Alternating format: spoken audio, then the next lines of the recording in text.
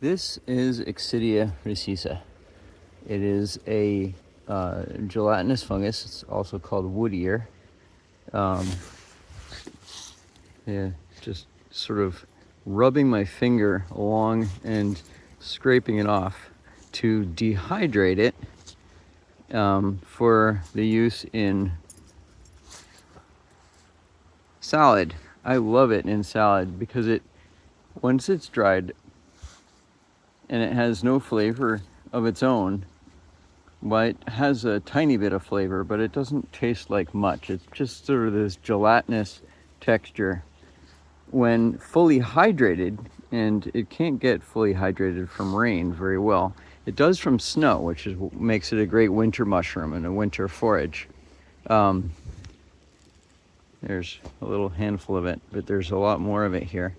When it's fully dried out, it hydrates really well with whatever you put into the mix. So I remember my daughter and I were really interested in making something sweet with it. So we mixed up sort of mint, non-dairy, I think it was tofuti, kind of like an ice cream, and we used the Exidia recisa as the gelatinous stuff of the ice cream, and it was quite tasty, and added sugar water, as sugar water was what it took up, and it was delicious, but it was also very weird.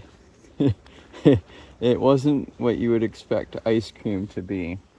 So there's a good handful of it, and that'll I know you can't see it very well in the video, but that'll make a great addition to other quantities of it that I have. But every now and then I just see a branch, deciduous branches mostly.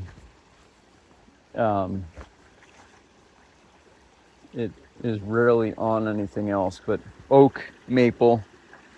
I don't find it on cherry very often, but it could be on cherry as well. But these little black barnacles that rub off very easily, and sometimes they come with bark, and I just let them totally dehydrate in the air and shake out anything that isn't the material that I want to save.